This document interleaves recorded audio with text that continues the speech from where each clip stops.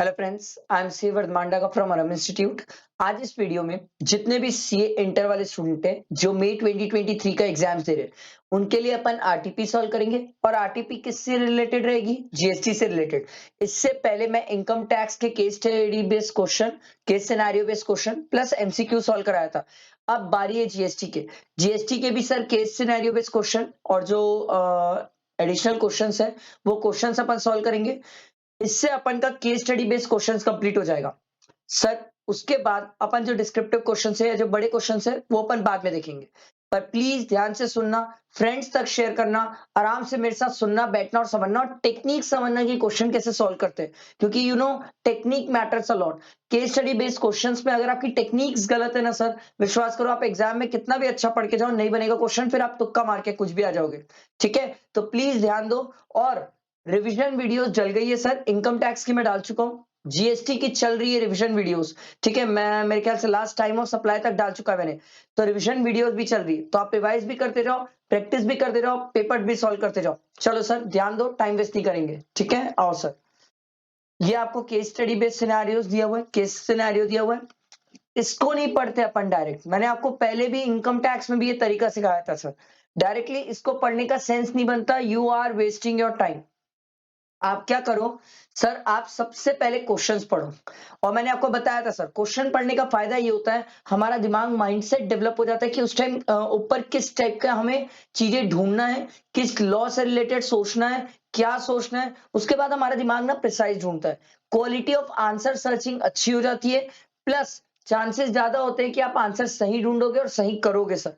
तो पहले अपन क्वेश्चन पढ़ते हैं, ध्यान दो, आराम से फोकस करो। और मैंने आपको एक और टेक्निक बताई थी कि जो भी पहला क्वेश्चन रहता है जनरली जनरली उससे रिलेटेड पहले स्टार्टिंग में उसी का लॉ मिलेगा, सीक्वेंस पे जनरली मिलता है। तो इसीलिए लेट स्टार्ट, टाइम वेस्ट नहीं करते। देखो, based on the information given above choose the most appropriate answer. सामने से बोल रहे हैं भैया जो सबसे अप्रोप्रिएट आंसर होगा वो सिलेक्ट कर लेना।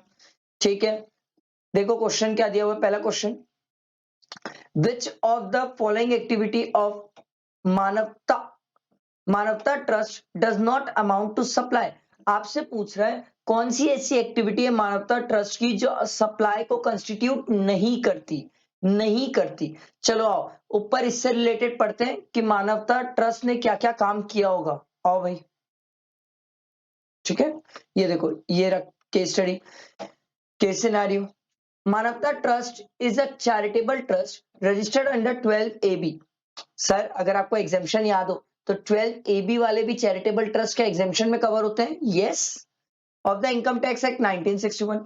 The trust is well known for its educational, charitable and religious activity. The trust becomes liable to registration under GST in the current financial year. Trust liable to register current financial year में हुआ है, since it exceed the threshold limit for registration and thus got registered in the state of Gujarat in the month of May. मई में उन्होंने अपने आप को register कराया current year में। आगे बढ़ते हैं। इन the month of June a multinational company Dhruv Tara limited gifted 500 laptops worth 50 lakh to the trust free of cost for the charitable purpose. ध्रुव तारा एक कंपनी थी जिसने 500 सर लैपटॉप गिफ्ट किए, किसको? चैरिटेबल ट्रस्ट को, ताकि चैरिटेबल ट्रस्ट उसी चीज को फर्दर फ्री में प्रोवाइड कर सके without any intention of seeking any business promotion from the same. मतलब ध्रुव तारा ने कोई बिजनेस प्रमोशन के लिए काम नहीं किया है।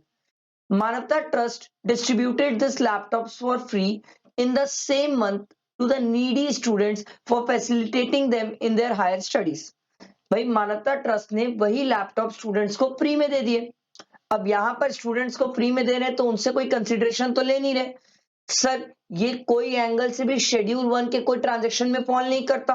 तो सर हमने जीएसटी में सप्लाई की डेफिनेशन पढ़ के आई थी, सेक्शन 7 बीच में आ जाता था सर।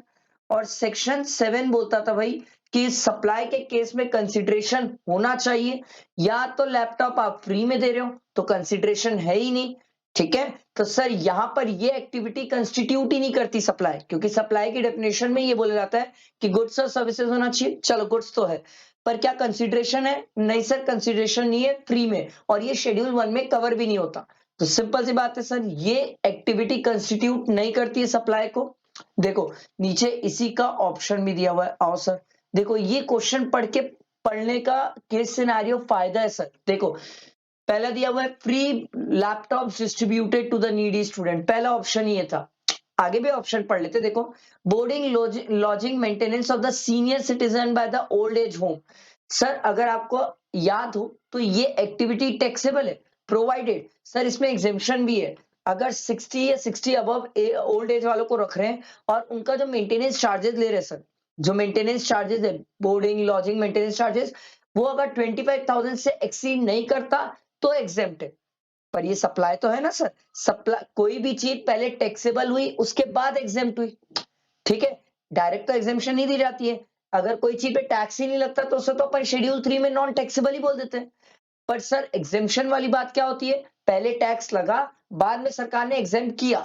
तो ये वाली चीज सर सप्लाई तो कंस्टिट्यूट करती है, भले ही एग्जेम्प्ट है पर सप्लाई तो कंस्टिट्यूट करेगी। दूसरा रेंटिंग ऑफ कम्युनिटी हॉल, याद है सर अपन पढ़ के आए थे, हॉल वगैरह अगर आप रेंट में दे रहे हो तो सर 10,000 से अबव चले गया तो सरकार बोलती थी भैया एग्जेम्पशन नहीं है टैक्सेबल है। तो ये भी कंस्टिट्यूट करता है सर सप्लाई को।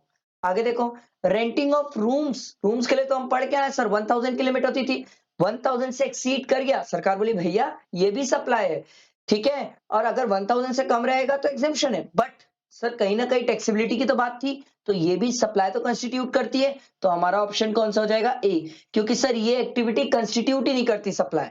समझ आया, बैठा दिमाग में। आओ सेकंड क्वेश्चन देखते हैं।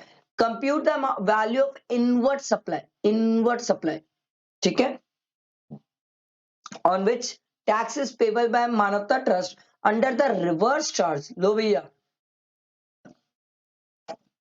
ये आपसे पूछ रहे हैं जिसमें टैक्स हमको किस बेसिस में पे करना पड़ा होगा, रिवर्स चार्ज। आओ ऊपर पढ़ते सर। देखो Manavta trust owns a higher secondary school, Manavta trust Manavta higher education secondary school in Gujarat, ठीक है। In the month of July the trust avail security personal services. Oh my God, security personal services. Sir क्या security personal services reverse charge में? Yes sir, मैं आपको याद दिलाता हूं। कोई भी पर्सन अगर सिक्योरिटी सर्विसेज प्रोवाइड कर रहा है other than body corporate, other than body corporate, और सामने वाला पर्सन जिसको प्रोवाइड किया जा रहा है वो रजिस्टर्ड पर्सन है, तो सरकार बोलती थी ये रिवर्स चार्ज है, ठीक है। आगे पढ़ते हैं। From perfect security solution Gujarat, a proprietor concerned for security of the school premises for a consideration of 2 lakh। अब ध्यान से सुनो, एजुकेशनल इंस्टीट्यूशन भी अपन एग्जामिशन में पढ़ के आते थे, जहां पर हम ये सीखते थे sir by educational institution exempt है, टू एजुकेशनल इंस्टीट्यूशन में हम कुछ लिस्ट पढ़ते थे, याद है उसमें कैटरिंग वगैरह आता था, मिड डे मील वगैरह आ जाता था, फिर transportation of student faculty staff, ये सब सर्विसेज अगर आपने एजुकेशनल इंस्टीट्यूशन को प्रोवाइड करी है। टू टू में हम एक और पढ़ते थे, याद करो, सिक्योरिटी।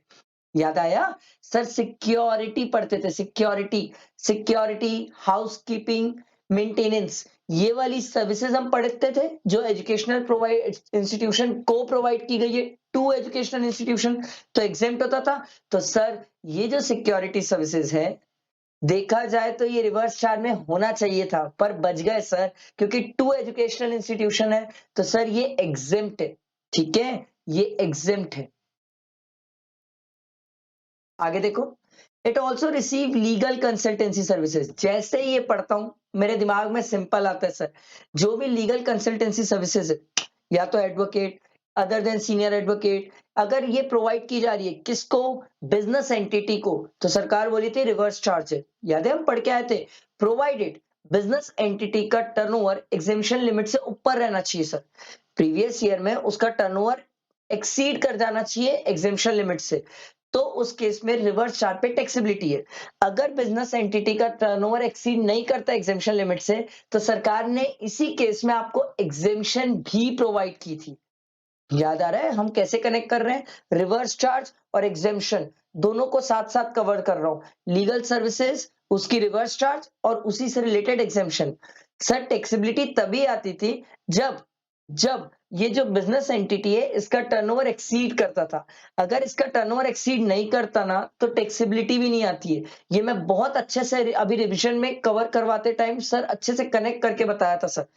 तो आई होप आपको ये कनेक्शंस के थ्रू याद हो, और याद होगा तो सिंपल सी बात है सर। अब बात ये हो रही है, देखो भाई, it also receive legal consultancy services. तो मानवता ट्रस्ट है सर, ठीक है। अब ये ट्रस्ट है तो बिजनेस एंटिटी में फॉल कर गया। सर क्या ये इसका टर्नओवर प्रीवियस ईयर में एक्सीड कर रहा है सर?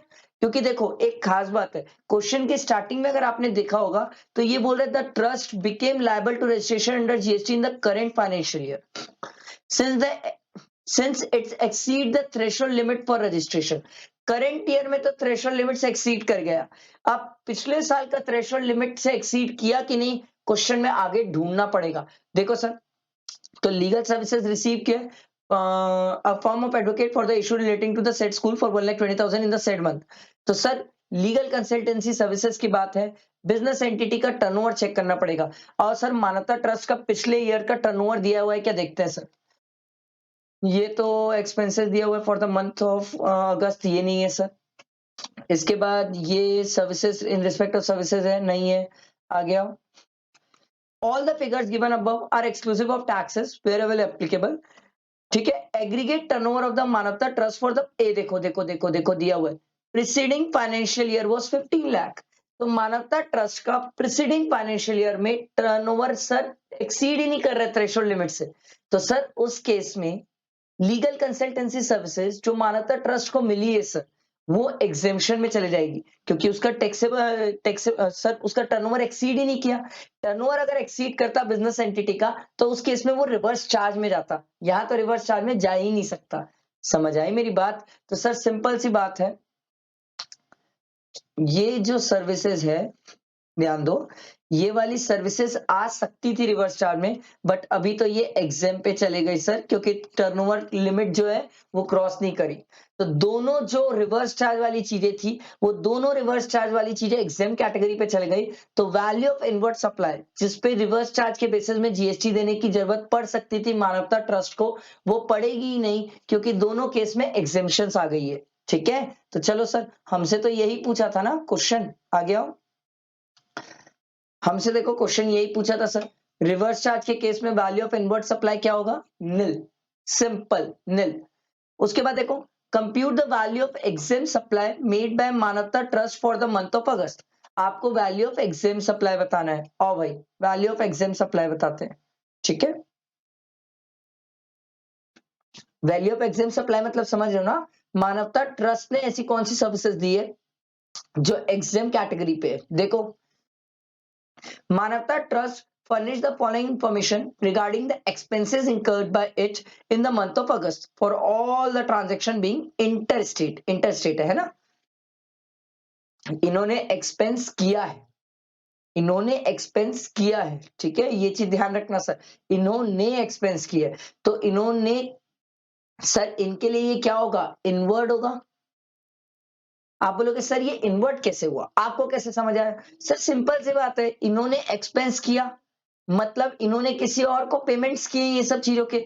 तो सर मैं अगर किसी और को किसी चीजों का पेमेंट करूंगा तो वो तो मेरे लिए इनवर्ड ही होगा ना सर, वो तो मेरे लिए इनवर्ड ही होगा। परचेज क्या होता है, अपन जब किसी को किसी से सप्लाई करवाते हैं, कोई हमें सप्लाई करता है तो वो हमारे लिए तो इनवर्ड है ना, हमारे जेब से पैसा जाता है तो एक्सपेंस होता है, वो हमारे लिए इनवर्ड होता है। तो ये जो डिटेल दी हुई है वो इनवर्ड वाली दी हुई है। और हमें क्वेश्चन में क्या बोला था, आप देखो क्वेश्चन वापस, वैल्यू ऑफ एग्जाम सप्लाई, इसने कितने का सप्लाई किया था, तो हमें तो आउटवर्ड की डिटेल्स चाहिए। आगे बढ़ते, देखो ये इनवर्ड वाली बाद में ध्यान देंगे। मानवता trust provided the following information in respect of the services provided by it. देखो सर, ये आउटवर्ड की डिटेल है, बोला ना कि इसने सर्विसेज प्रोवाइड किए, और अगर इसने सर्विसेज प्रोवाइड किए तो आउटवर्ड सप्लाई की है। अब बात ये हो रही है आउटवर्ड सप्लाई में कितनी एग्जाम कैटेगरी की है। तो देखो सर, देखना चालू करते हैं। It runs an old age home for the senior citizen, nominal monthly charges is 15,000 for boarding, lodging, maintenance are charged for each member.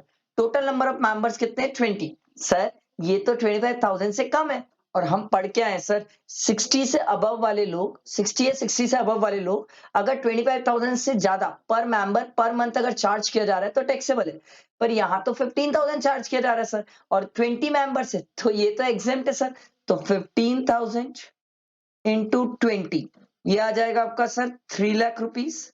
ये एग्जाम की पहली कैटेगरी हमने प्रोवाइड कर दी। आगे देखो sir, it rent out a community hall situated within the precincts of a temple managed by it on 15th August for a religious function in a first half for 5,000 and for an art exhibition in the second half for 6,000। Sir community hall के लिए तो हम renting की limit पढ़ के आए sir, 10,000 की limit है। आप देखो तो यहाँ पर 11,000 का प्रोवाइड किया गया है सर, तो क्या ये टैक्सेबल कैटेगरी पे चले गया? यस, ये तो sir outward supply taxable category पे, क्योंकि सर टोटल जब आपने चेक किया तो वो 10,000 से एक्सीड करिए सर। ठीक है, अगला देखो, it rent out the room in the presence of the set temple to the devotees for a rent of 950। Sir room का रेंट 1,000 से कम होता है तो एग्जेम्प्ट है, ये तो 950 है, बच गए सर, ये भी एग्जेम्पशन कैटेगरी में चल जाएगा। Room per day total rent collected for the August is 35,000। तो देखो भाई, एक तो ये था और दूसरा सर 35,000 रूम का रेंट, तो total value of exempt supply कितना है? 3,35,000। समझ आया? 3,35,000। तो हमारा ऑप्शन ढूंढते हैं, वैल्यू ऑफ एग्जाम सप्लाई कितना आ जाएगा? 3,35,000। Very simple. अगला देखो, compute the value of taxable supply made by Manavta trust for the month of August. Value of taxable supply, अब भी तो हम ऊपर देख के आए sir, value of taxable supply, इन्होंने टैक्सेबल सप्लाई कितने की है सर? 5,000 प्लस 6,000, तो टोटल कितना हो जाएगा सर? 11,000। ये तो हमने वैसे ही आंसर ढूंढ दिया था सर, ये देखो। समझ आया? आगे बढ़ते देखो, determine the amount of ITC देखो sir, that can be credited to the electronic credit ledger of Manavta trust in the month of August. ये पूछ रहे कितनी आईटीसी की क्रेडिट इलेक्ट्रॉनिक क्रेडिट लेजर में मिल सकती है। तो चलो आओ भाई देखते हैं, आओ। ये अपन इनवर्ट वाला था जो मैंने आपको उस टाइम बोला था कि अभी हमको इनवर्ट से काम नहीं है, बट अब काम पड़ जाएगा सर। तो देखो क्या बोल रहे हैं, मानवता trust furnishes the following information regarding the expenses incurred by it in the month of August. All the transaction being interstate, ठीक है? Services received and used for supplying further outward supplies. Sir ये तो taxable है, इस पे तो कोई दिक्कत ही नहीं है सर, ये टैक्सेबल भी है, फर्दर सप्लाई के लिए ना, तो इसकी तो क्रेडिट भी हमें मिल जाती है सर, इसकी हमें क्रेडिट मिल जाएगी। ठीक है, ठीक है। उसके बाद अगला देखो, catering services receive for a student of मानवता हायर सेकेंडरी स्कूल। सर हम पढ़ के आए हैं कैटरिंग सर्विसेज, अगर मिड डे मील स्कीम के अंदर अगर कैटरिंग सर्विसेज प्रोवाइड की गई है स्कूल्स में, तो सर क्या ये एग्जेम्प्ट होती है? यस सर, 2 एजुकेशनल इंस्टीट्यूशन में ये एग्जेम्प्ट होती है। ठीक है, आगे देखो, buses purchased with a sitting capacity of 25% including driver 10,50,000 buses were delivered in the first week of the September। Sir देखो, बसेस सितंबर में डिलीवर हो रही है, तो हम पढ़ के आए सर कि गुड्स जब रिसीव होता है तब क्रेडिट की बात होती है, तो ये तो रिसीव सितंबर में हो रहा है, तो यहां पर आप बस जब सितंबर में रिसीव हो रही है तो क्रेडिट आप अगस्त में थोड़ी लोगे, आप तो अगस्त मंथ का चेक कर रहे हो ना, तो अगस्त मंथ के सेंस में सिर्फ फर्स्ट पॉइंट है जिसकी क्रेडिट मिल जाएगी। अब इस क्वेश्चन में इन्होंने कहीं पर भी ना रेट नहीं दिया, अभी तो अपन को वैल्यू पता चली 3,50,000 की, इन्होंने जीएसटी का रेट नहीं दिया। तो सर आप जीएसटी का रेट अगर नहीं दे रहा है तो प्रिज्यूम करोगे सर कि 18% है, तो 3,50,000 इसका 18% जीएसटी इसने पे करके आया होगा। आप बोलोगे सर क्या 9 नहीं हो सकता? नहीं यार, देखो लॉजिकल सी बात है कि जीएसटी में अगर रेट ना दे तो हम 18% ही लेते हैं, 9% सीजीएसटी 9% एसजीएसटी, इतना पे करके आया होगा। तो सर कितना पे करके आया है ये टैक्स? 63,000 की जीएसटी पे करके आया सर, इतने की इसको क्रेडिट मिल जाएगी। आओ सर ऑप्शन देखते हैं नीचे, देखो, determine the amount of ITC, ITC कितना है? 63,000। समझ आया? ये मैं आपको केस सिनेरियो बेस्ड क्वेश्चन कितने आसान तरीके से, इजी तरीके से समझाया हूं सर, बहुत बहुत मेरे ख्याल से क्लियर हुआ होगा सबको कि कैसे कहानी क्या है, किस तरीके से ये चला है। कोई भी स्टूडेंट को अगर कोई डाउट हो, क्वेरी हो, वो बिंदास कमेंट करके पूछ सकता है। डिस्क्रिप्शन में मेरा नंबर भी रहता है। बट सर इंपॉर्टेंट ये है कि सर मैं इतने रिविजन्स करवा रहा हूँ, तो आप अच्छे से बैठ के रिविजन्स भी करो, केस सिनेरियो बेस्ड क्वेश्चन को भी समझो। मैं ये नहीं बोल रहा हूँ वो जो डिटेल क्वेश्चन है उसको अपन नहीं देखेंगे। डिटेल क्वेश्चन अपन बाद में देख लेंगे। पहले केस सिनेरियो बेस्ड क्वेश्चन, क्योंकि इसके आंसर स्टूडेंट्स को कंप्यूट करने में दिक्कत आती है। बाकी जो क्वेश्चंस होते हैं उनके आंसर सर दिए हुए रहते हैं, तो स्टूडेंट उसको थोड़ा सा गेस भी कर लेता है। मैं उसको बाद में करा दूंगा, पहले आप इस पे फोकस रखना, ठीक है? इसे फ्रेंड्स तक शेयर करना, चैनल को सब्सक्राइब करना, बेल आइकन प्रेस करना नहीं भूलना, क्योंकि बहुत सारे रिवीजन लेक्चर्स चल रहे हैं, वीडियोस चल रही है। कुछ भी मिस हुआ टोटल लॉस आपका है, ठीक है? चलो, थैंक यू फ्रेंड्स।